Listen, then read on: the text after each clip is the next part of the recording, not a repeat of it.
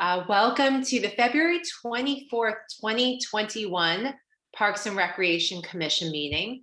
This is a teleconference meeting with commission members, city staff, and members of the public participating remotely to ensure proper social distancing in this federal, state, and local emergency. I would like to introduce the staff and commission members present. Commissioners include Commissioner Christopher Harris, Commissioner Peter Diepenbrock, Commissioner Mark Bryman, Commissioner Jennifer Johnson, co-chair Sarah Staley Shank, which I believe I had seen her, and we may have, here she's back on. Commissioner Dana Payne and myself, Chair Jennifer Baskin, Assistant Community Services Director Adrian Lee Bird, and Senior Office Assistant Linda Munguia. Under public comment, and we also have Library and Community Services Director Sean Reinhart. Under public comment, the public may address the commission on any subject not listed on the agenda. Each speaker may address the commission once under public comment for a limit of 3 minutes. Please clearly state your name and address or political jurisdiction in which you live. The commission cannot act on items not listed on the agenda, and therefore the commission cannot respond to non-agenda issues brought up under public comment other than to provide general information. Linda, at this time, do we have any public comments? So if any of the attendees would like to address the commission on a topic that is not on the agenda, go ahead and use the raise hand feature now, and I will open up your mic. Okay, we do have one, Mark. Hi, sorry, I don't see myself on the screen right now, but I do want to say this right here. Will we be talking about pickleball at some point?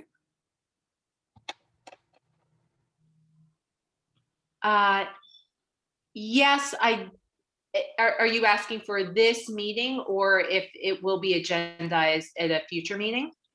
No, is that an agenda item tonight? I didn't check out tonight's agenda. Sorry about that. Oh, no, it is not on the agenda for tonight. So you can speak now since it's not on the agenda for tonight. Okay. I was going to say this right here is that, I appreciate the fact that pickleball is being encouraged, especially at Kelly Park, and that's lovely. Don't get me wrong. In fact, it's a game that my wife wants to play. So I'm so down for pickleball. Don't get me wrong.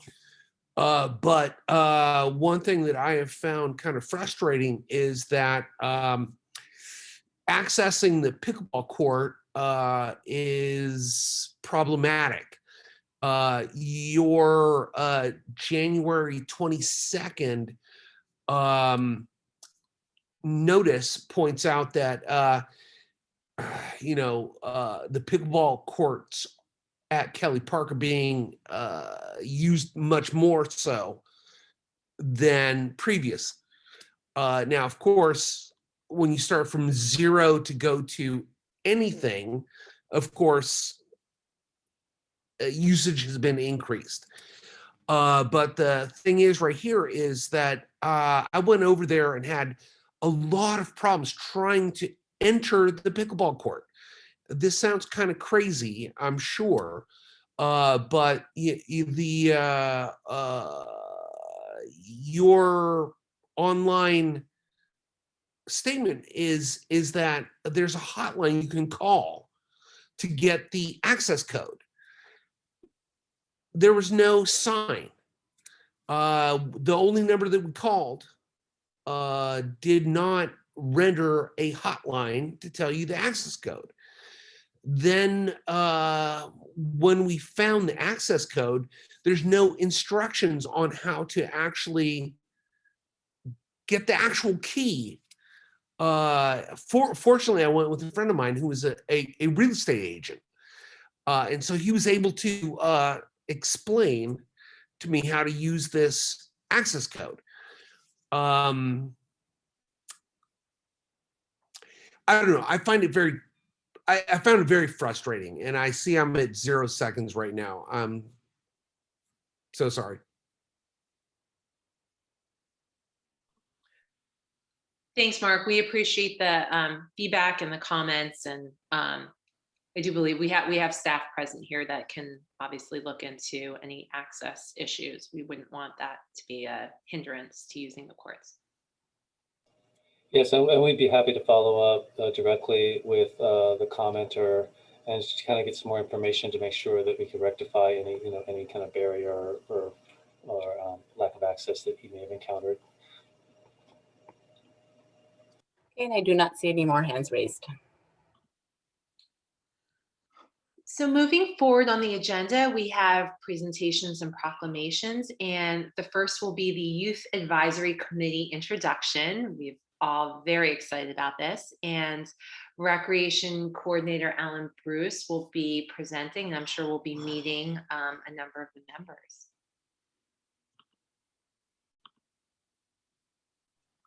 Hi, everyone. How's it going?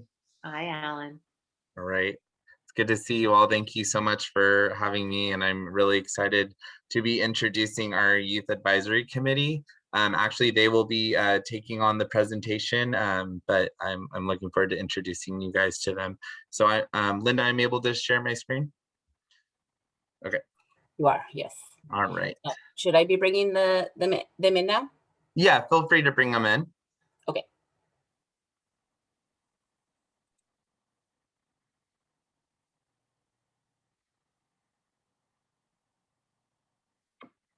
So for those that don't know me, my name is Alan Bruce. I'm the recreation coordinator with the City of Menlo Park. I work out of the Arriaga Family Recreation Center.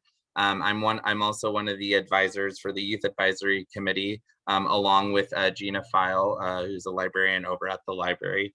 She's been helping assist me run this committee as well. So, and I think our Youth Advisory, yes, our Youth Advisory is here, and Annika is here. Annika Cavill is here. So I'm gonna let them take it away here, and we'll go ahead and get started. There's my youth committee here ready? Get your thumbs up. Okay, perfect. I'll go ahead and get us started.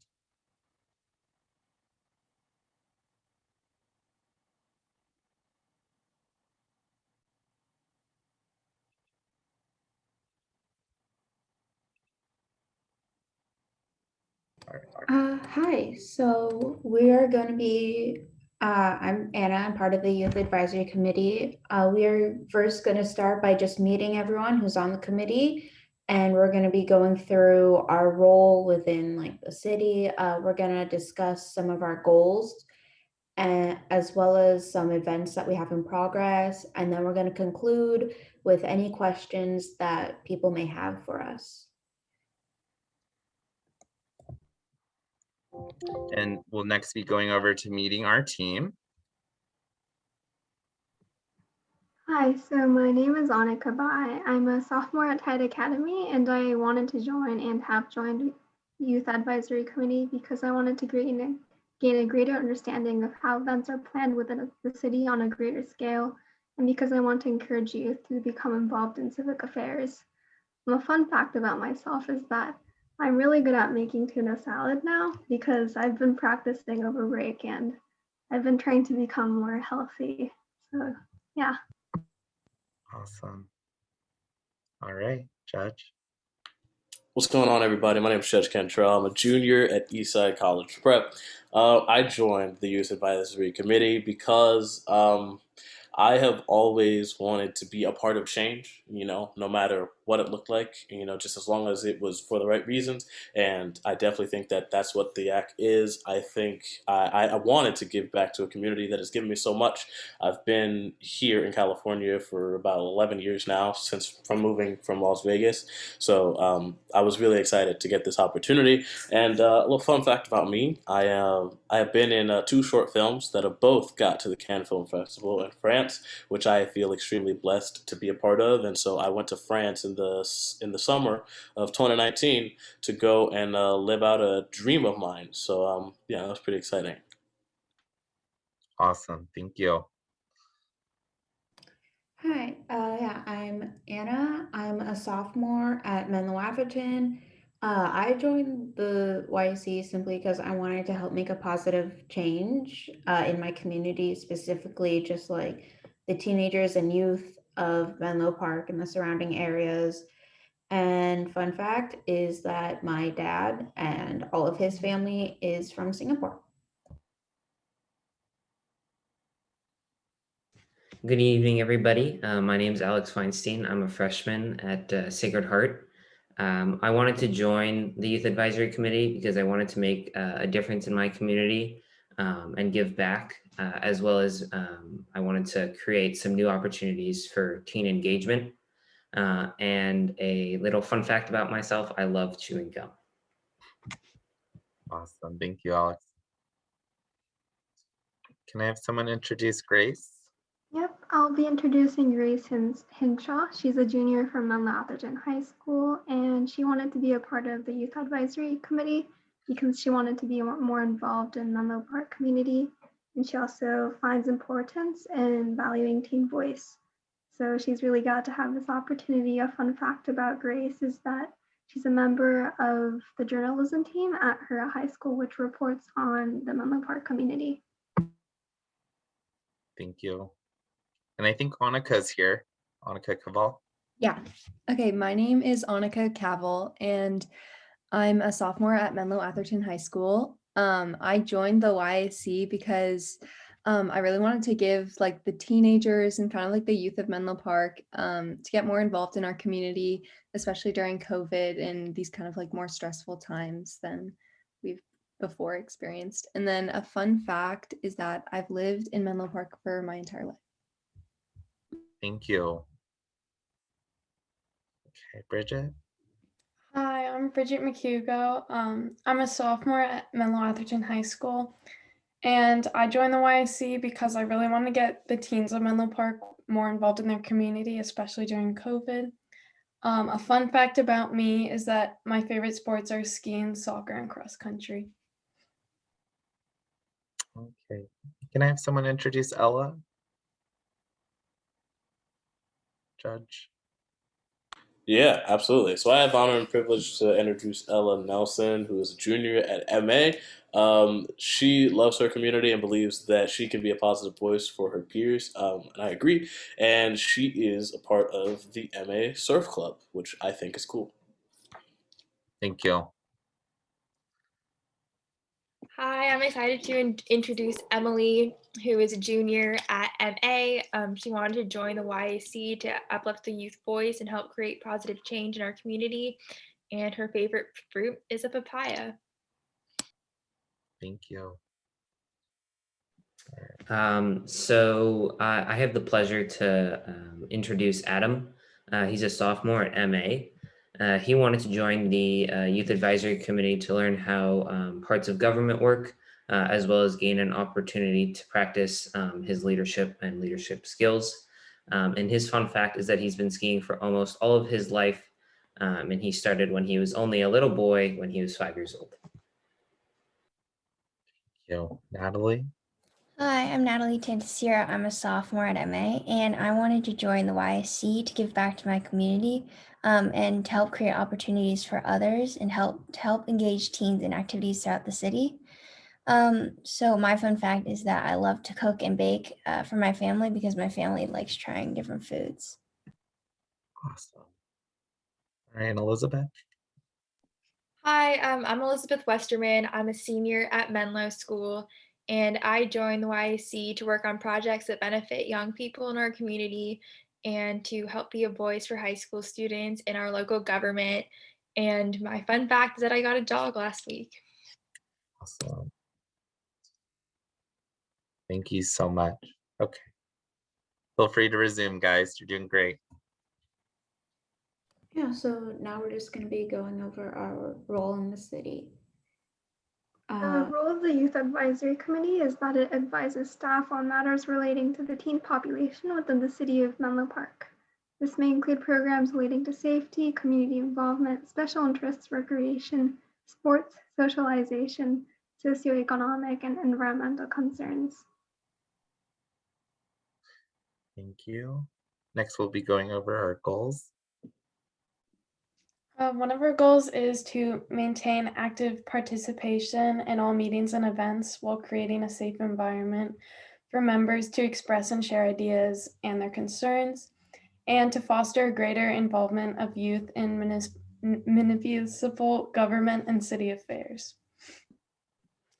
3 more of our goals are that we would like our members to be a voice for teens in Menlo Park. We are striving to build an inclusive environment for teens to be successful. And we also hope to plan events and initiatives that are relevant and current to the Menlo Park culture. We also want to advise on current department initiatives and provide insight accordingly, promote leadership skills through service learning experience and volunteering, and identify gaps in teen programming and obtain input from the committee to provide solutions. Great, thank you. Next will be our events in progress. Oh, sorry about that.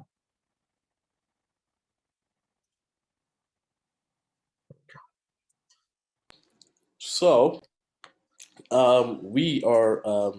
we feel extremely honored and humbled to be a part of the memorial installation process for Michael Enright, who tragically passed away in an accident in Menlo Park. At our last meeting, we talked about the importance and significance of valuing and eternalizing Michael's memory and wanting to, be a light to the family, that and sort of be as supportive as possible, and show them that the city as well as the youth advisory committee is in their corner. So we were talking about building a bench of sorts over by where the accident occurred. And one of the unique ideas we came up with is, rather than one long bench, we're thinking about installing cubes with a plaque on them that sort of, has a few words of encouragement and hope, dedicated to Michael's memory and dedicated to his family and the family that he left behind. And we just feel so extremely honored and privileged to be a part of something so moving and so important. So that's one of the events that we're really taking pride in and really putting our best foot forward. So.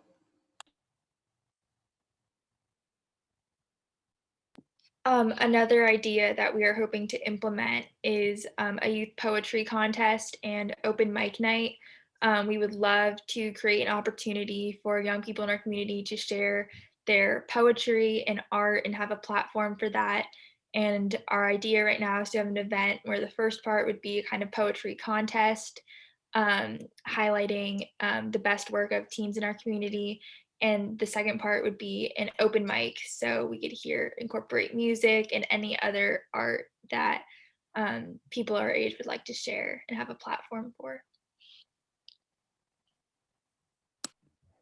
Another event that we were thinking about was like a teen and senior connections, like pen pal group type thing. We were also thinking about like a phone booth maybe where we could connect both the teen group and senior group, because I think both of them could use the support and just try to create connections between 2 different groups of people.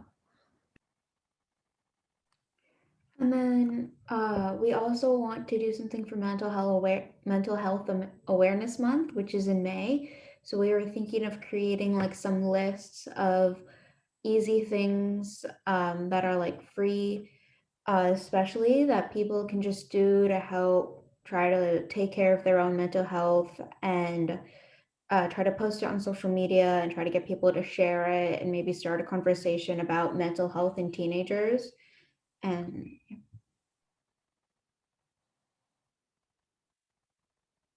Awesome. Thank you, guys. So this concludes our PowerPoint. And I'm going to go ahead and stop sharing, but I'm going to invite the Parks and Rec Commission to ask any questions you guys may have. And I'm hoping if you guys will allow us to, for our Youth Advisory Committee, just ask a few questions that they may have for you guys, if that's okay. Thank you very much. I think at this point, we are going to ask if there are any public comments. Yeah, so if any of the attendees would like to make address the commission on this presentation, we just go ahead and use the raise hand feature. I don't see any. I'm very impressed with the group you've put together and everyone's purpose and the initiatives that you have in progress.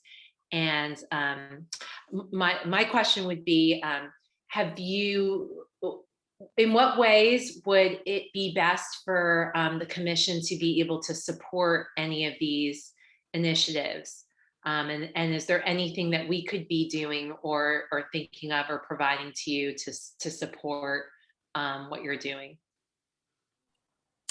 Yeah, I mean, I think once we start getting our events starting to roll out, we definitely would love if you guys can just help, help us get the word out and just kind of highlighting this great, amazing committee, and the great work that they're doing. So engaging with any teens and just the community, we'll definitely, if we could use you guys as a platform in that way to just kind of push the word out in their great efforts and work that they're doing. Communications and awareness, check. Thank you.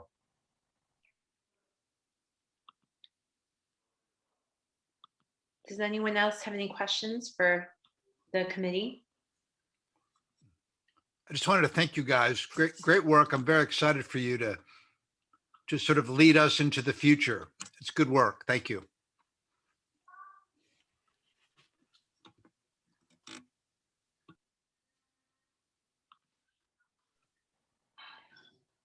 Jennifer, if there's any other questions, please feel free to ask. But if I can pose maybe 4 questions, if any of our youth advisory has any questions for you guys, just to get some insight.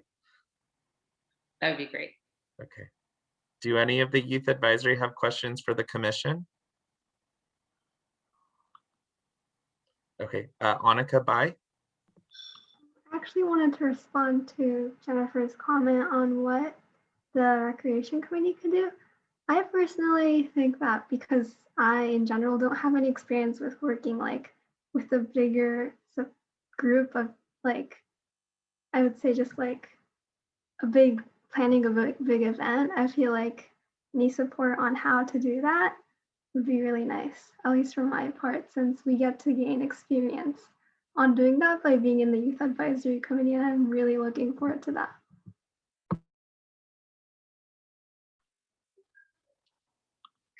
Yeah, I think that's a really that's a very logical and just helpful thing to have. And it's unfortunate that the environment that we're in, we're normally having many community in-person events, and we've turned a lot of those to virtual, which I'm sure, given how you guys are going to school right now, you're experiencing a lot of virtual events, and you have probably much more experience than us on a daily basis of how those go.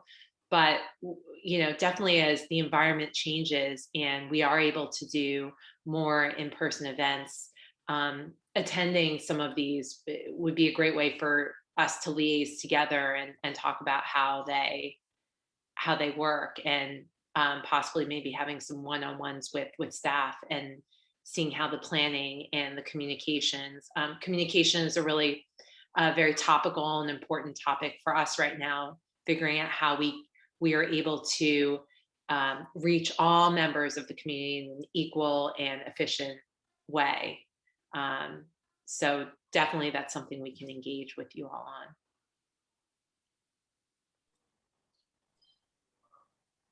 I have just a general question, and if anyone wants to chime in, how did, and maybe Sarah Staley Shank, if I can ask you this question to the committee, since you were part of our interview process, what was your purpose of getting involved in the Parks and Rec Commission? I think it was very similar to everything that I've heard from Judge and Anna and Annika and Alex and everyone here, Natalie, Elizabeth. I mean, it's just like you want to make a difference in your community and you want to learn as much as possible and contribute to the nature of what makes it so wonderful to live here. And so I heard that loud and clear as you were doing our interviews, and I continue to hear that today. And I think that that's something that I encourage you all to sustain throughout your lives. And I think it'll come in different waves where you can get involved perhaps at more times than others. But I would strongly encourage everyone to always get involved, and in many different ways, whether it's through Parks and Rec, whether it's through other ways that you can steward and assist things that you really care about and are passionate about. But I got involved because I think that we have some of the most incredible opportunities and green spaces and opportunities to get involved and build community. And that just really culture and community really matters to me. So regardless of how it shows up, I think that there's a number of ways that we can do that, but it's been really rewarding to be a part of it here. Thank you so much. Why don't we take 2 more questions if you guys have 2 more for the committee? Any insight questions?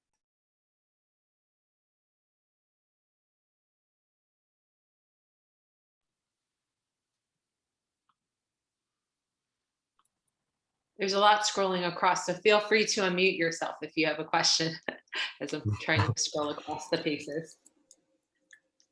I think I would I guess my question would sort of be, sort of turning the original question back onto you guys, is that what do you hope the youth advisory, like in your eyes, what do you hope for us to be able to achieve? What do you want from us? What do you expect us to be able to do for the city? And, sort of just talking about, what are your, your hopes and dreams for what this could be? I'll start. I think a number of the topics you had are very important and sort of lost in our current programming or our current offerings. I think there's a lot of stuff out there for young children and parents and young children, and obviously we are always focused on our seniors. But I think there's, your age group, it has this independence and this voice and some real heavy social and emotional things you're dealing with right now and in normal times, that I think having you as this body that kind of can come to us and say, well, this is what's missing and this is how we can make our community offerings better, or this is what's really topical and let's raise awareness on this, or let's fix this, because sometimes we don't even know what we're missing. So I think those things, and kind of staying in step with us and staying in step with Menlo Park government as a whole on what your very important age group demographics need, it is really invaluable. And so you all being the leaders and the voice of that helps make sure that we're not missing this, we're not missing out on anything or anything that's really important. So, and I love the creativity that you've already put in some of these items that you're working on. Because the other thing about us, especially in Parks and Rec, is being creative about the open spaces and being creative about and thoughtful about the way that we are either going to have build a memorial or use an open space because it's so limited. So we want to make sure that we're doing that in a thoughtful and inclusive and kind of cool new way that's fun and cool and something you guys want, people want to come and see.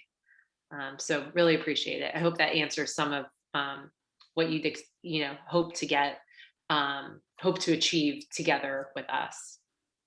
I don't know if anyone else has any comments, what they'd like to see from the committee. Guys, I is that as we're your parents, we we were all teenagers, but it's been a while, and our hopes are to learn as new as we attempt to lead and to try to offer some insight to the community. We're really relying on you and your candid sort of feeling about things so that we can incorporate that in our decision making. So in my mind, it's a very critical body. I couldn't agree more with Mark. You know, I joined the commission for a number of reasons, and I've been on the commission for quite a while. One of them was, like Sarah, I wanted to give back to the community. I wanted to become more active in my community and get to know my community better. And this was an opportunity for me that was very attractive because the Parks and Recreation Commission has so many areas that we're involved in, where it's the parks, but not just the parks. It's the facilities in the parks, but not just the facilities in the parks. It's the services that we provide to families, to youth, to young adults, young families, more experienced families as well. The areas that we focus on are just so broad and so wide. And the folks in the community services department that we've worked with over the years, they're so darn creative. It's so inspiring. They're really creative problem solvers. Sometimes we have to rein them in with the creative ideas, but oftentimes the ideas are just spot on. But if you take a look at the screen behind me, you see one of our local parks, and what you see is a playground that's designed for kids up to about 8 to 9 years of age, and it's a great spot for young families. But what are the outdoor spaces that we have for older youth, right? For emerging adults? Yeah, we've got a skateboard park, we've got some basketball courts, but what are the other kinds of spaces that we need? And as Mark pointed out, we're a little bit beyond our high school years, and we might know some high school youth, but still, of course, we're pretty far away. And so we are hoping to get some creative ideas, some new ideas. Maybe not all of the ideas will fly, that's okay. But we are curious about how can we create opportunities for youth in our community that we see how strong and well we do it with the younger kids, and we see how well we're doing with our seniors in the community. But we're recognizing that there's some gaps, and this is one of the places where we can do better. If I may just throw out an idea now, something that I have found among my friends and I is that we actually do really like going to playgrounds and being able to climb around on stuff. I think much of the time we end up going in the evening or during non-busy hours so that we don't disturb the young families who are there. But I think making not quite like playgrounds, but places that have sort of like playgrounds, if you were to evolve them for people who are a little bit bigger, places that have playground-like structures that teenagers can climb around on and run around, because something that my friends and I found is that we do quite enjoy doing that, but we also don't want to disturb the families who are there. And also sometimes the playground structures that are there are kind of small. Right, they weren't necessarily designed with you in mind, right? And so you're doing awesome, right? You're taking advantage of space that's been created without you in mind, and you have that sense, and you're using it and you're enjoying it. But what if we were to specifically design something for you and your friends and others? What would that be? Would it be, giant climbing boulders, right, in one of our parks? Would it be something that's more, that's a little bit more like parkour? Is it more like hangout space plus that? I don't know. But my sense is if we built something like that, not only would it be attractive to you and teens, but then there would be some other folks that we hadn't thought about who all of a sudden would be excited and jazzed about it. Yeah, I think those are all great ideas. I think having a combination of like benches to sit on and hang out, as well as like just sort of climbing structures are both cool. I think that the big boulders sound really cool. Those actually sound really interesting. Well, great. Well, keep thinking. We don't want to put any pressure on you, but we have goals as we're all sharing those with you, but we're also looking to be surprised. So I'm just so excited that this group is formed. I do have one question though. I saw 4 events.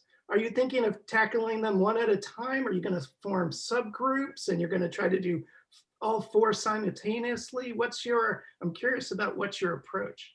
Yeah, so thank you for asking that question. So actually, so we meet twice a month. At the first Thursday of the month, we will be having an event logistics meeting where we just solely just talk about our events that we're trying to plan, and a lot of it, the youth advisory committee will be basically running it from start to finish.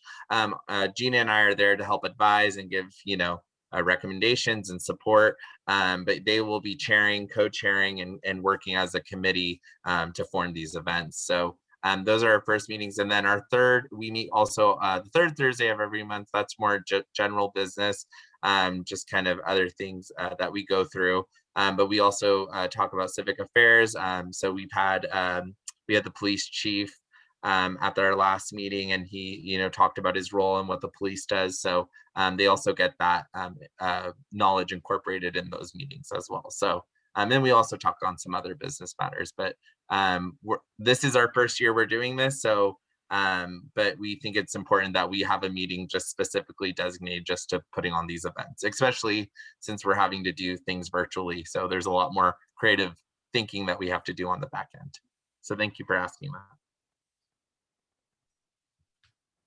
So I just want to thank the Park and Rec Commission for having us, and I'm so excited that I got the opportunity to introduce our Youth Advisory Committee, and hope to continue to work towards more of a collaboration with the Park and Rec Commission, and really conquering things together as one. So thank you so much. Thanks, thank you for the team. We look forward to staying in touch with you all and your updates when we bring you guys back too. Thanks, guys. Thank you. Thank you, guys. Thank you. Our next agenda item is rebuilding library and community services for post-COVID operations. Library and Community Services Director Sean Reinhart will be presenting the report. Thank you, Madam Chair. I call the Commission's attention to the staff report that was attached to the agenda, and but for your convenience, I have this similar information in a slideshow format, actually just converted from some slides that we've been using internally among the staff, just to kind of talk about the phases of this project. So rather than reinvent the wheel, we'll just share some of those slides with you just to kind of help prompt the conversation and questions. Really looking forward to your input. I'm going to attempt to share the screen here. So you should be seeing a slide that says reimagine, rebuild, reactivate, pivoting to a post-COVID world. That's really what is sort of before us here in the weeks ahead as we look to reimagine our department services, rebuild them after in the wake of the pandemic, and eventually reactivate the facilities that are currently deactivated out of course, very necessary public safety measures at this time. So just quickly, a little conversation about where we've been as a department, as a city. is through a major health crisis, unprecedented in the past 100 years. None of us have ever lived through anything like this. Not only that, so just overnight, practically, it seemed like the virus was upon us. Public facilities completely shut down, all of us converting to remote work practically overnight. And now it's been almost a year since that happened to all of us. And in addition, a pretty substantial economic downturn occurred on the scale of the Great Recession that occurred in 08, a little bit different, but on that scale, resulting in substantial operating budget reductions, staff layoffs throughout our department on the order of 17%, which is a massive number to reduce operations. We're a service organization. A huge part of our operating budget, the vast majority, is for people, because people is what we do and people's who we need to serve other people. So when you talk about a 17% reduction, it's basically the people. And so that's what we've been through as a team. Not only that, but we did have our two previously separate departments, library and community services, combined into a single department. Actually, a lot of good things about that. However, the circumstances, under which, it kind of came about, I don't think anyone would have selected it happening under such circumstances. I think it's something that a lot of positives from it, and many communities around the Bay Area and California have done that and are doing that. Just having to kind of do it under duress, that adds another layer of stress. So that's kind of where we've been.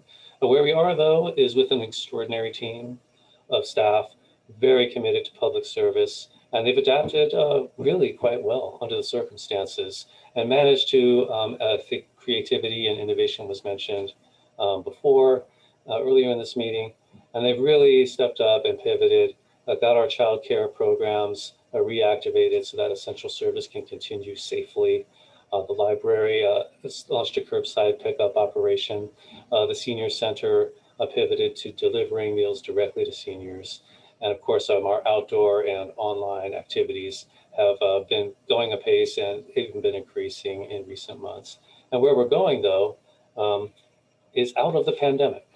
Not right now, not next week, but it's on the horizon. We're seeing a decline in cases. We're seeing, of course, the county move to the red tier as of this morning. There's still a long way to go, but we really are looking at rebuilding and reactivating this calendar year, probably in the summer, fall timeframe. Quite a journey, and that was all in 12 months' time. So just looking ahead to what does the reactivation look like, it's broken into phases. We just completed phase one, which was to quickly update the department's strategic plan. I want to thank and acknowledge the Parks and Recreation Commission for your review of that plan on a couple of occasions and giving us your thoughts and feedback. Thank you very much. And then we're currently in the planning phase for what does rebuilding and reactivating the department services look like. We anticipate that roughly in the summer and through the end of this calendar year, we begin phasing in reactivation. And when I speak of reactivation, it's mostly about kind of the indoor activities and those facilities. Begin evaluating and refining that as we go along in the first part of next calendar year, 2022, through the end of that fiscal year, which would be June of next year, which then hopefully we're pretty much back in operation into the new normal that we've been hearing so much about this year. Hopefully at that point, the pandemic is more or less in the rearview mirror, although all signs are that it'll be an endemic thing like the flu, maybe forever, but at least managed. Then we really pivot to the operations planning for the new Menlo Park Community Campus facility, which begins construction this summer and which is currently scheduled to open in the first half of 2023, which is really just 2 years away. So we need to ramp up the planning at that phase, and that's what these two phases kind of outline. 2 years goes by really fast. 1 year has gone by really fast.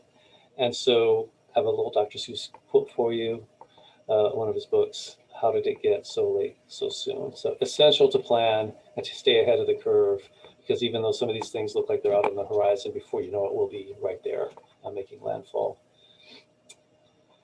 So a little bit more detail on this kind of duplicates some of the information in the report. Just broken into quarters. We're currently in the first quarter of calendar year 2021. We've achieved a couple of these things, or at least checked them off the list as far as the strategic plan update, discussion with our city council about the library technology platform and consortium membership. The council did make a decision to allow the aquatics operator contract to just automatically extend. It has an automatic extension every 12 months, but with direction that we're going to come back and evaluate aquatics a little bit more holistically at a later point, but just to make sure that that continues at this point in time. Council yesterday had a very robust discussion about the cost recovery plan. And we could talk a little bit about that, maybe under department updates, kind of some of the things they discussed. And looking ahead, we have some additional council study sessions, commission discussions leading up to the new fiscal year budget process. Diversity, equity, inclusion, accessibility is front and center in everything we do, and the City Council actually reaffirmed that last night in the cost recovery discussion, which is great to hear, and we're really looking forward to approaching everything we do through that lens first and foremost. And starting in April through June, working with the Parks and Rec Commission and the City Council, really diving into some of the details of our facilities and program delivery models, making some assessments, getting some direction, and putting the plans together for those specific services that you see on the chart there. And then that would culminate with the City Council's adopted operating budget for the city, including our department, which would take effect July 1st. So all of this is kind of lead up really to the budget document, which is probably the most comprehensive expression of the City Council's direction and priorities to staff. Here's the resources that we're giving the staff and to carry out in the way that we've outlined here in this budget. And then 2021, the second half is really about, we expect service reactivations to begin as vaccines become more widespread and become safer and people become more confident to go into enclosed environments. We expect that there will still be hybrid on-site and remote, in many cases, maybe even permanently. For example, meetings like this, there may be an on-site meeting, but the option for people to remote in here and there. We'll focus on the lower risk activities in the first part. This would be the third quarter of this calendar year. And we'll still have 100% remote in some areas. We'll have a look at the strategic plan at that point. All of our staff will be undergoing updates to their own individual performance plans in alignment with the new model that we'll be undertaking. Moving into the fall, kind of progressing to some of the more medium and high risk activities, still retaining some hybrid, some fully remote, deploying some customer satisfaction surveys to kind of assess really how are we doing with these reactivated services, where do we need to tweak. And then 2022 really starts to pivot toward prepping for the Menlo Park Community Campus. Certainly still focusing on our adaptation plan, the reactivation post-COVID, but really getting into the details of the operations planning for that facility, including community engagement around that. What kind of services, how do people want them delivered? What is the priority? What do people need? What do people want out of this incredible new facility? And again, there's another fiscal year that would happen. So expressing that in with the council's direction and their adopted budget, as far as the staffing, furnishings, fixtures, and equipment that would be put in there, the policies and procedures, making sure that public engagement's robust throughout. As we move toward the tail end of the year, we start to look at winding down the interim services. These are the services that are taking place during construction. For example, the senior center, a lot of those services will be delivered on the Burgess campus while the new building's being built. So we start to begin the process of, okay, we're going to transfer those and begin to plan to move in, which would take place again in that early part of 2023. That's a lot of cool stuff, and we have a lot of ways to go. And you can have it all, you just can't have it all at once. And so that's why it's broken into those phases. And just the key part of all this, and this is the last slide, is teamwork. Teamwork as a community, teamwork with the commission, with our city council, with the staff, with amazing young people on the youth advisory committee. We're in somewhat uncharted territory when it comes to post-COVID and this new facility, but by working together, it's going to be amazing. And alone we can do so little, together we can do so much, is a quote that seems apropos to the moment. And with that, I'll end the presentation and happy to take any questions that the commission may have. Thank you. Thank you, Sean. I love the quotes. Anything very positive. It's very, very inspiring. Linda, do we have any public comments for this agenda item? So if any of the attendees would like to address the commission on this agenda item, go ahead and use the raise hand feature and we will allow you to unmute yourself.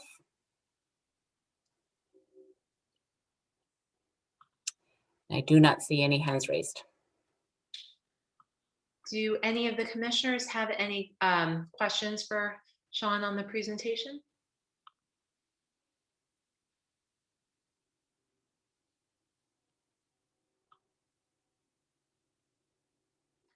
Wow, it's very thorough and everyone seems aligned in what was expected.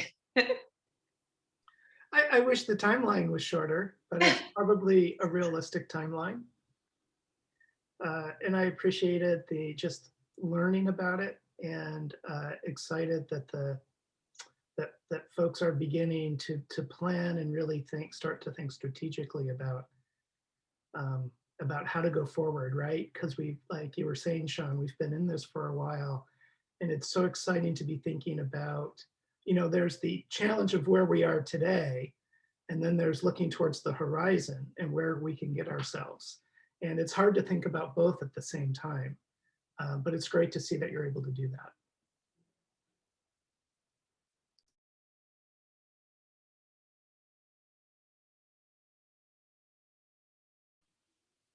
Any other questions or comments? Well, I think we are good there. So moving on to regular business. Next up is to approve the Parks and Recreation Commission meeting minutes for the meeting of January 27th, 2021. Does anyone have any edits or changes to the attached minutes?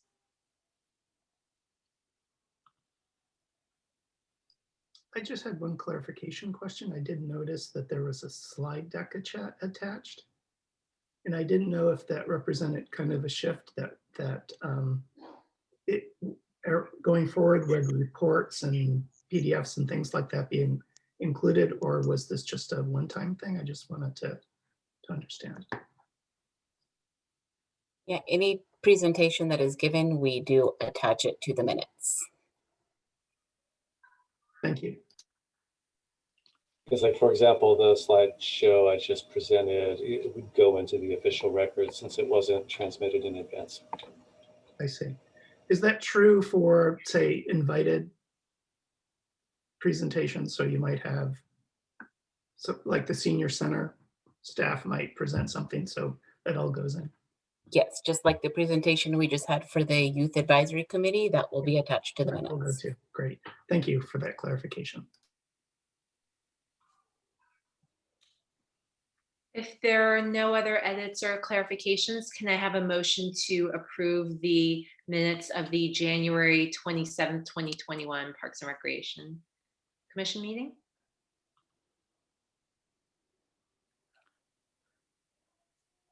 I move to approve the minutes from the previous meeting. And is there a second? I'll second. Thank you, Peter. I'll let Linda do the vote. Okay, Chair Baskin? Yes. Vice Chair Staley Schenk? Yes. Chair Bryman? Yes. Chair Diepenbrock? Yes. Sorry, Commissioner Harris? I'm making everybody a chair here. Commissioner Harris? I noticed that too. I was like, oh, what title am I going to get? Yes, I approve. And Commissioner Johnson? Yes. And Commissioner Payne? Commissioner Payne?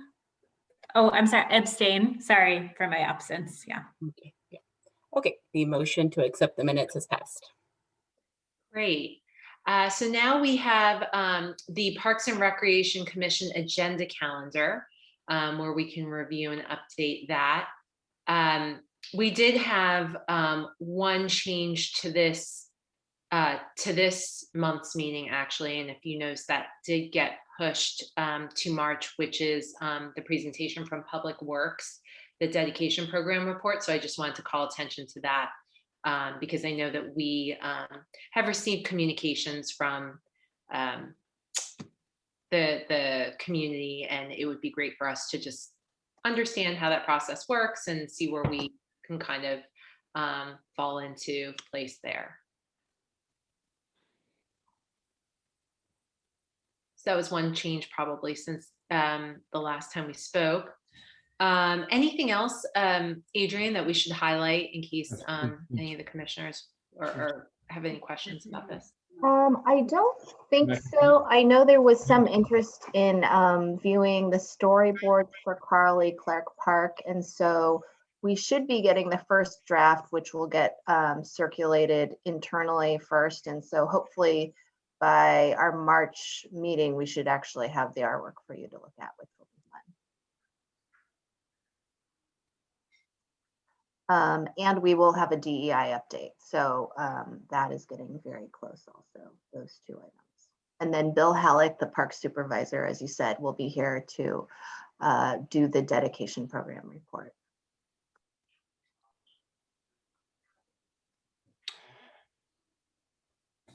And at the bottom are any unscheduled future items. Do any of the commissioners have any comments or suggestions where maybe want these placed, or any changes or comments on the upcoming few meetings?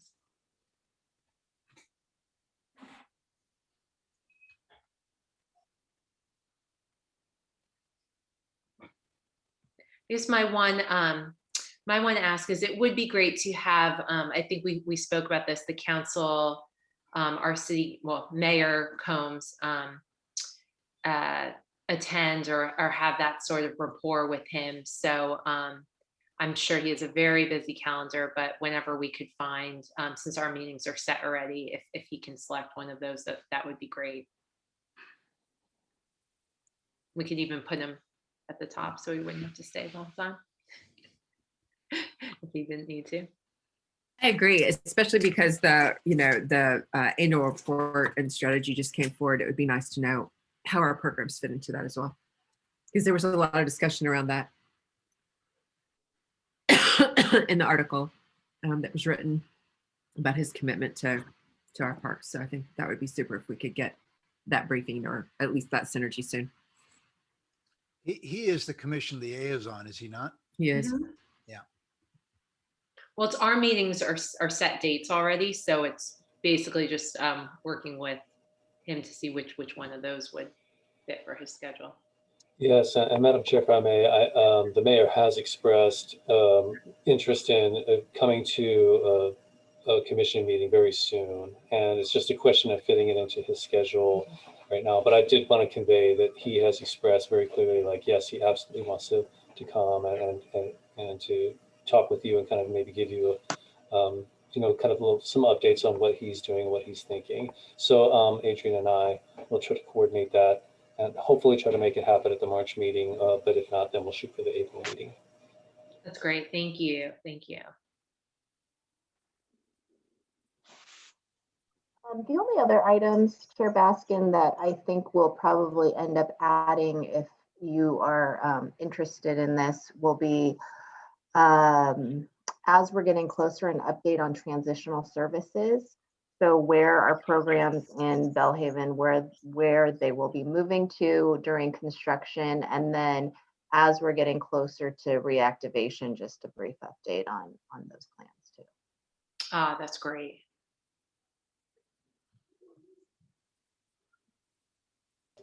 I would even go so far as to say you could probably put that on the April meeting with a fair amount of confidence.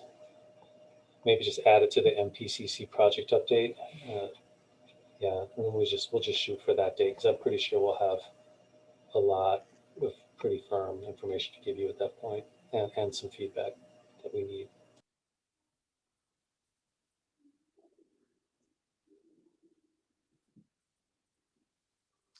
And I actually think, I don't see it on here, but the follow-up meeting with the YAC, I'd love, especially since they're kicking off during some more challenging times, obviously, for in-person type things. And the environment is very, changing at the moment as to what tiers we're in and their ability to meet, putting on there, whether it's a 4 or 6 month check-in. Linda, do you want to drop it in unscheduled and then we'll work it Mhm. back into the schedule? Mhm.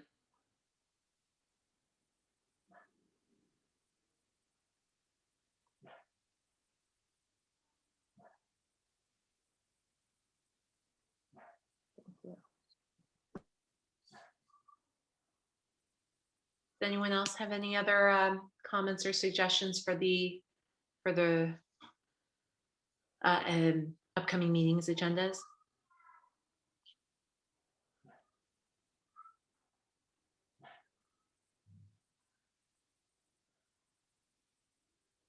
I guess in the Will there be a summer series?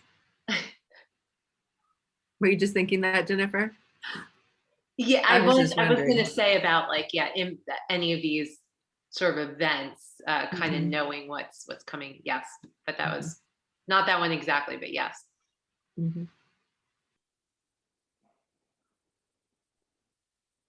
Sorry, I didn't catch that. A summer series of YAC events or? Well, like, will there be the egg roll where there'll be like the 4th of July event? There's will there be concerts in the park? Like, what's going on with those things would be good to know too.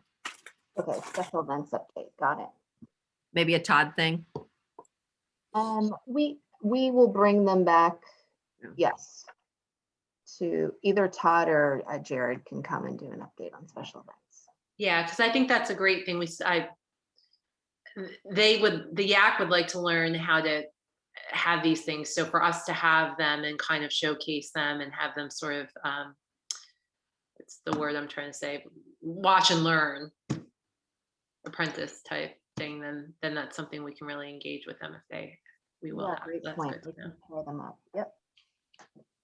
We'll try to come back no later than April with that, just because the amount of time it takes to plan some of those things, that if there isn't certainty by then for say July, then then probably not going to do a congregate event. So why don't we, you can maybe leave it there for now, but I think in the springtime is when we'll really be able to have a sense of, can we plan something 3 months out with confidence at this point and not have to cancel it?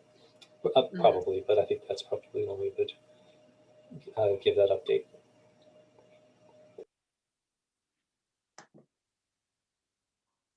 Great. Any other comments?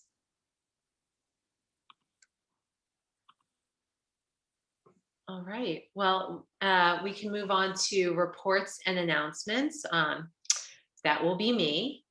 And so I probably represent the section of the community with people with children age 8 and under, and big users of all the sort of facilities and things that would encompass the family of that age. And I think one of the things, that was really exciting about the changes that occurred this week, and actually what is moving forward in the environment, is the reactivation of youth sports, and sort of the environment that's feeling more open to outdoor engagement activities. So one of the thoughts I had as we were kind of looking at how different sort of private facilities have been functioning during this time, and something that might be more sustainable, is a thought we had, especially for the gymnastics program that was really well loved and obviously was all indoors in the past. Many people of the community have asked me, like, why haven't we thought about using the outdoor space around Burgess to activate some programming that may not be the gymnastics programs that we knew then, but maybe are adaptive, and given the good weather that is coming, that has been, could that be something that could be even sustainable past this for, like you said, the choice of people that they may not feel comfortable with all indoors operation, but maybe there are some things that we could be more creative using indoor and outdoor spaces and reactivating that way. So it was just a thought, because there are a number of programs like some of the private gyms that have opened up outside, or just even what they're doing in the schools in the Menlo Park City School District, where they're providing their own, each child has their own yoga mat, say, to do things on. So people might have their own that they're bringing to some programming, but getting that exercise and the building of muscles and things like that. Because I have heard from the community, up until now, there really has been a lack of some organized exercise and movement for kids of that age group. So just a comment or a thought or something I'd be really happy to work with, or just be excited to brainstorm or think of ideas when we're thinking about reactivating at least that program.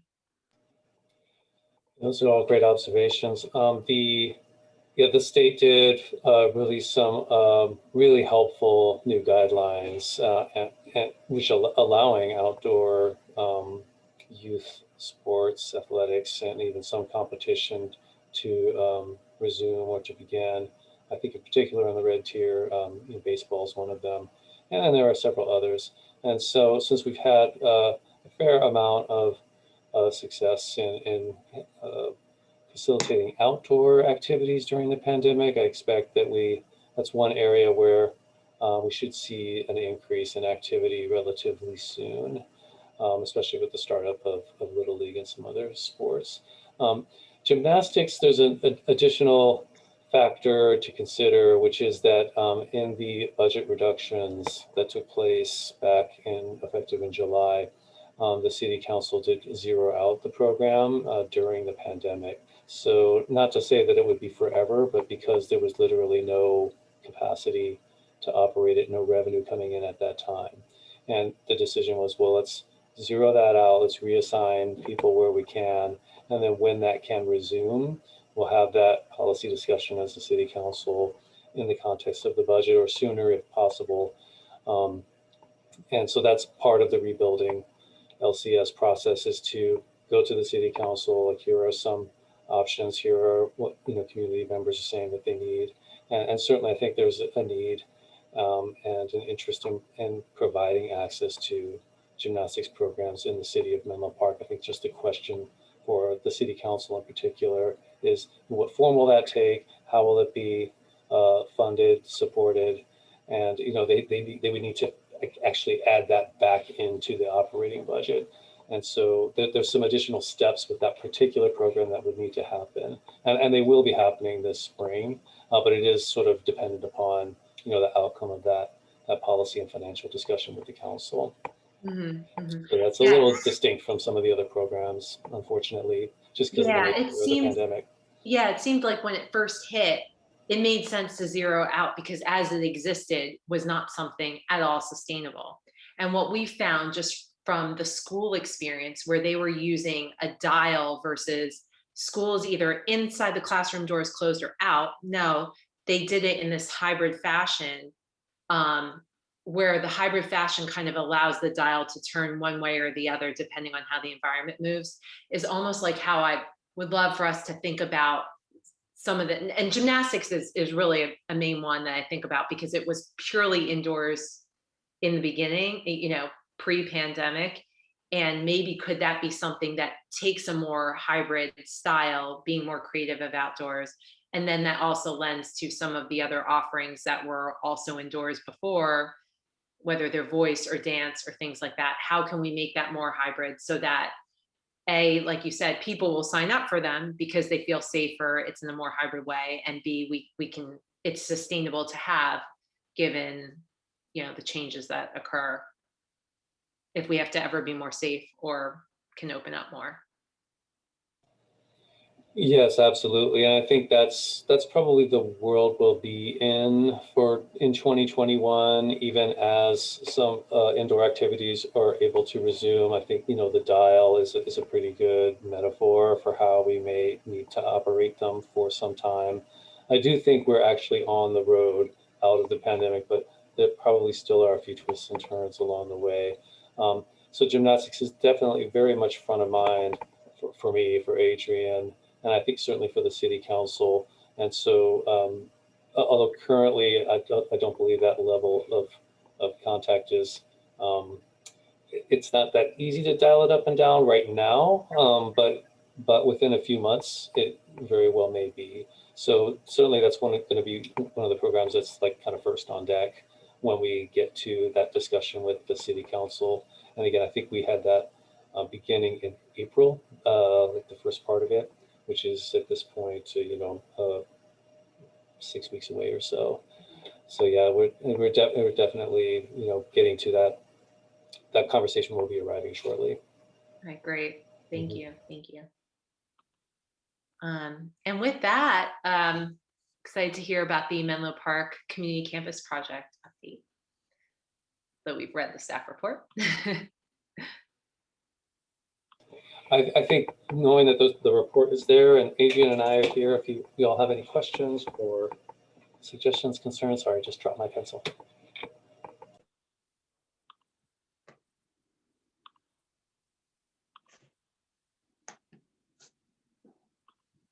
Well, it looks like we do not have any questions or any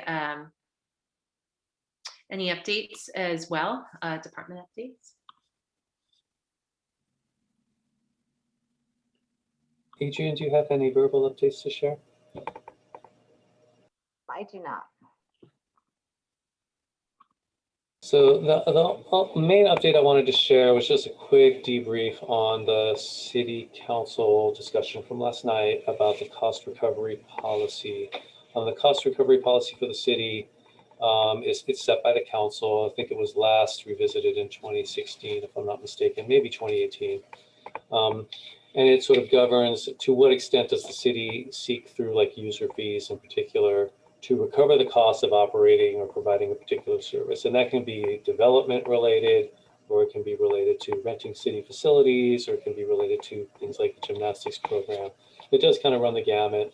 But the conversation really did center around, for the most part, library and community services because our department was so well impacted. So just a few things just to report out to the commission from that discussion. They had a great discussion. And they really got into it, which was great because it gives us direction as we go to build the programs back. So just off the top, they expressed a lot of interest in eliminating library overdue fines, which aren't technically in the cost recovery policy, but a number of jurisdictions around San Mateo County have done that, and they've done studies that have shown that library overdue fines disproportionately impact low-income residents, and they disproportionately impact communities of color. And they don't really do the intended job of improving access to materials. As it turns out, that they're primarily like an enforcement mechanism. It's not about the money. And the cost of actually tracking and collecting the fines exceeds the fines collected, as far as like the staff time, the systems, everything you have to do to, kind of send people notices and all that actually costs more to do that than the amount of fines you collect. So they were pretty clear on that. And that sort of relates to, I think, the rest of the conversation that they had, which was to really prioritize and focus on equity and access to city services, trying to remove barriers to city services wherever it makes sense. So it really talked about focusing in on services and programs that provide a clear community benefit, in particular for specific populations like youth, like seniors, like people who have disabilities, or just broad community benefit like special events. A number of those types of activities are already in the 0 to 30% cost recovery range in the policy. Not a lot of cost recovery is expected, but they kind of re-emphasize that. And then quite a bit of discussion about just various sort of facets of that but it was really all around that same, so that same principle. Now, sort of on one end of the spectrum, basically just having no user fees, no barrier whatsoever is sort of one, end of the spectrum, and clearly that's just extremely accessible. There are some other issues that may come up with that, just as far as just capacity management and obviously a significant reduction in any revenue that may be collected, which is then used to defray some of those costs. And then moving along the spectrum would be, forms of like, scholarship programs or reduced fees for residents or for specific programs, and maybe increased fees for non-residents. And then on down the line, and as you kind of go down the spectrum, the barriers kind of tend to become a little more multiple, and they kind of increase. So, sort of that was what their conversation centered around. The staff will be going back to the council in 2 weeks with some looking at some best practices and what's currently going on in some other communities, bringing that back to the council as well. Identifying maybe some areas of our service delivery that we can kind of pilot a model that maybe is more of a suggested donation or pay what you can type of model. Not across the board, but maybe focus in on a certain slate of, say, youth movement and fitness programs or something like that, to sort of as a proof of concept. So that's kind of it in summary. There'll certainly be a lot more to come as the staff report and some of that studying is developed for the council meeting in a couple of weeks. But I did want to give the commission that debrief and invite any commentary, questions, concerns, suggestions in light of all of that. Thank you. Thank you, Sean. Does anyone have any questions for Sean or Adrian? Mark? My hand is up. I hope that's okay. Sean, thanks. I just wanted to elaborate on that a little bit. I thought what was really interesting about last night's discussion, guys, was that both Councilmember Nash and Councilmember Mueller spoke to this concept of equity. They were almost on either sides of the issue, but I thought both were very valid. Part of the equity issue is that we want to make our residents, we want to have our services available to residents, regardless of whether they can pay or not. And at the same time, the concept of defining the resident, in other words, is it just somebody who lives within the incorporated area, or is it somebody who may live across the street who is in unincorporated Menlo Park, whether it's North Fair Oaks or whether it's West Menlo?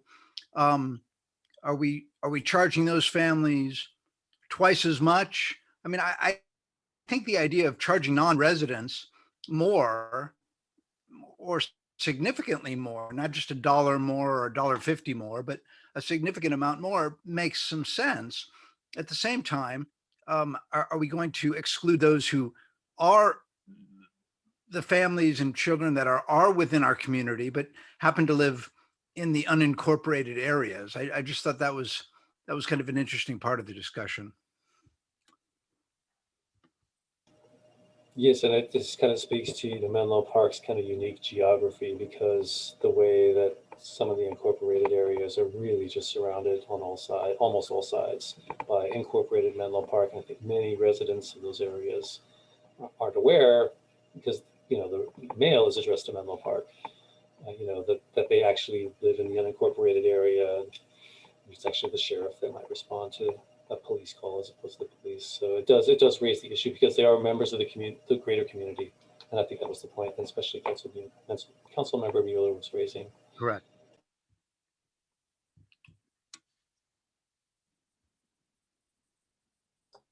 The Parks and Recreation Commission took up this topic. I think it was back in 2015. We've had, and at that time, the commission had quite a debate about this. But at the end of the day, if you are a resident that lives in unincorporated Menlo Park, you do not pay city taxes. And so you're not paying in to all the services that Menlo Park residents are paying into. And that's something that that we wrestled with quite a bit at that time, because we were talking about these fees and about what amount of fees these should be, and whether or not it was a good idea to have them. So anyways, interesting that it's coming up again, but that's the crux of the matter. You have a group of people who pay into the city through their taxes for these services, sidewalks, everything that we have, our police department, of course, libraries. And then we have good friends who live in the county, and they pay county taxes just like we do, but they don't pay the city tax. And so how do we account for that? And I know that the prior community services department did try to come up with some ways to acknowledge the fact that unincorporated residents are important neighbors and valued. But still there's that issue of, you have a group of people that are actually paying for these services writ large, and another group that are not contributing. I'm sorry that my video is kind of flaking out on me here, but I think that's all important to consider. And as Councilmember Mueller also suggested, there are those who maybe have the ability to pay, but that are looking to not pay somehow. And so maybe that's a different tier, if you will, of the unincorporated yet Menlo Park residents. Maybe that's a second, yet another tier of initiation somehow. I am noticing you're using the term Menlo Park and not City of Menlo Park, right? And so, right, our taxes that everyone at this meeting, on the commission, our taxes go to the City of Menlo Park, right? And that's distinguished from unincorporated. But anyways, really interesting conversation for me, but I don't want to, I know we're at the end, and this is, I missed the meeting last night, so I wasn't able to hear these interesting points. So it was the study session, which was pretty early in the meeting. So I believe the video is available, and the council discussed the topic for about an hour. So if I would really encourage commissioners, if you've got an hour to spare, to go back and look at the recording. I think they covered a lot of ground. It's a really rich discussion.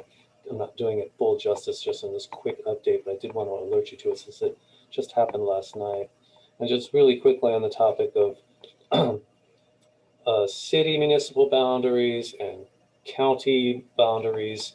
I'm not saying this is the approach we'll take here, but one often used solution in situations like that, where maybe for example, the city jurisdiction offers some kind of service or facility that is very convenient or accessible to the county residents, and they don't have a similar service or facility that's being offered by the county for them, just because geographically it's just kind of not working, even though there are such facilities and there is a county Parks and Recreation department and things like that. So in those cases, some jurisdictions, what they do is they just enter into an agreement, that the municipality is going to serve, this set of residents, and then the county, would kind of compensate them accordingly.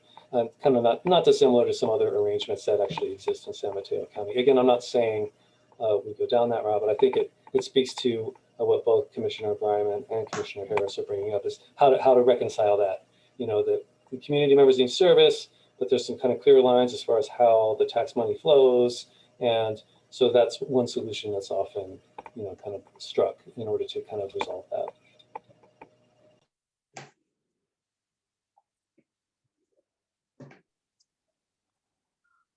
Thank you for that.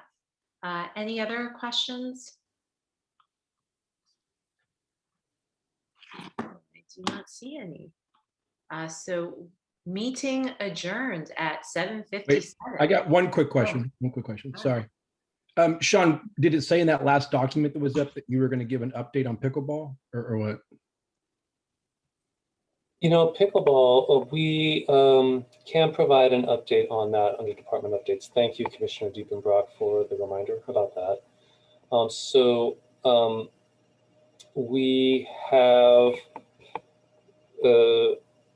added some additional pickleball sets to the circulating collection. We did receive the public comment earlier this evening about the issue with the gate, and I think that came up a few weeks ago, actually, when the locks were being changed for the tennis courts, and then there were some other little technical issues, and I think it's been resolved since then, but I'm hoping to just kind of circle back. I think the commenter was someone who had emailed previously, so I just want to circle back and make sure that it has been resolved to their satisfaction. We had a little bit of a snafu with the reservation system on the website. The courts were labeled incorrectly, like 1 and 2. And so I believe that has been resolved now.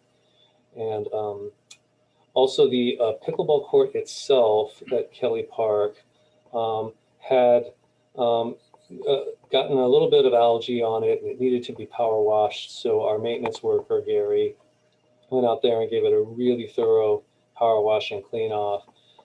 That court is located next to some eucalyptus trees, very tall ones, that kind of shade the court. So especially in the winter months, moisture is more likely to kind of linger there. And that was something that we heard from some of the players, like they'd arrive in the morning and the court was kind of wet. That definitely made a huge difference. Yeah, so I think that helped. The weather change maybe helped. There are some squeegees and everything, but so those are some things that had happened recently. But you think, the eucalyptus trees is kind of like an ongoing issue with that particular location. So I think that just additional information for the pilot study, as far as like identifying where courts could be located, in town at the conclusion of the pilot period. Okay, because I was under the impression that from the last meeting that over the last month, it was going to be looked into whether putting a court at Burgess or Nealon. Was that not what was said last meeting, or what? As you may recall, I think it was in the January report that some spot checks at the actual court at Kelly Park, as well as some user spot checks at the Burgess, Nealon, and Willow Park locations as far as the tennis users will be undertaken in March and April, so that we can assess the potential impacts of turning one or more of those tennis courts, which are pretty well used, to another use, and also doing some outreach to tennis users to alert them that we're looking at this, and to give them an opportunity to provide some feedback into the discussion as well. So that's all set to take place in March and April in preparation for a final report out at the conclusion of the pilot period in May, which I think is already on this commission's tentative agenda calendar for May. I see. Okay, thanks. Thank you. Thank you for the reminder about that.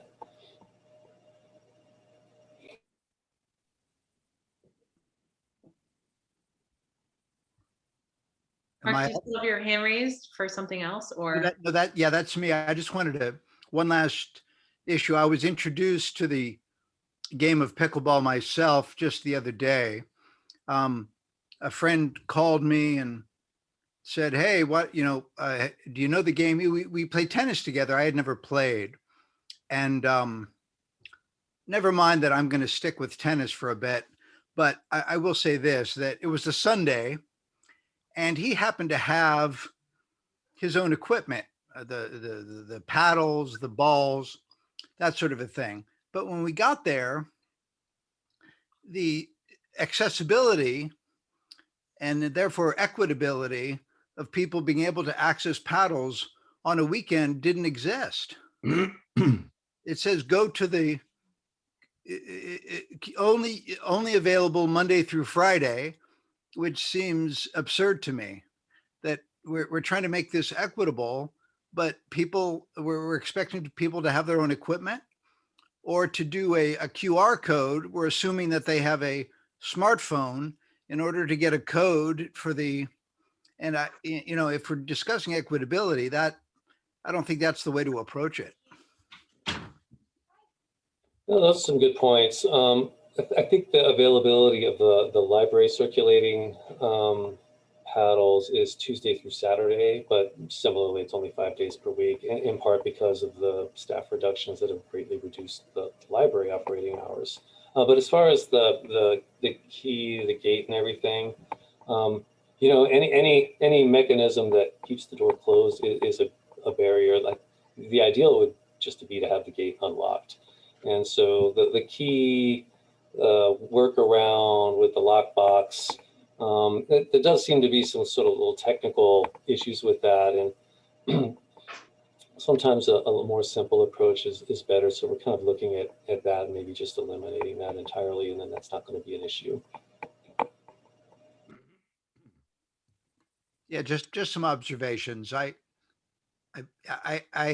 was embarrassed to say that it was the first time I had been there, but anyway. Really appreciate that kind of feedback. That's exactly the kind of user feedback that we need to hear, because it just helps us improve the pilot program and improve what we're doing. So thank you.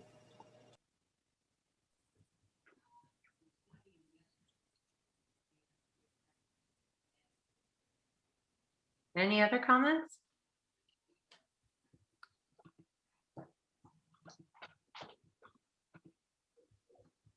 I don't think so. Okay, meeting adjourned at 8:03.